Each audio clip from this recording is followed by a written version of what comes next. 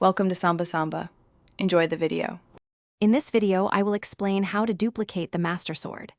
First, you'll need to prepare your inventory by dropping most items, especially weapons and shields, to minimize clutter. Next, ensure you have a multi-shot bow and at least a few shock arrows. Finally, locate an area with enemies that frequently shoot arrows, like a Lionel or a group of bokoblins, as this is crucial for the glitch.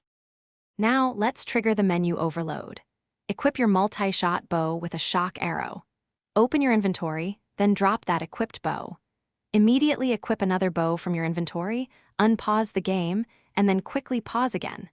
Repeat this sequence several times.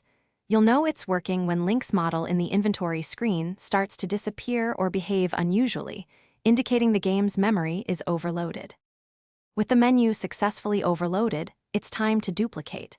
Equip your Master Sword. Then, without exiting the overloaded menu state, navigate to another weapon slot and equip any other weapon you possess. After equipping the second weapon, exit your inventory and immediately re-enter it. You should now observe that a duplicate Master Sword has appeared in your inventory, ready for use. To confirm your success, simply check your weapon inventory. You should now see more than one Master Sword. These duplicated swords will function just like the original, possessing standard durability. This powerful menu overload glitch isn't limited to the Master Sword. You can use it to duplicate many other weapons and shields too.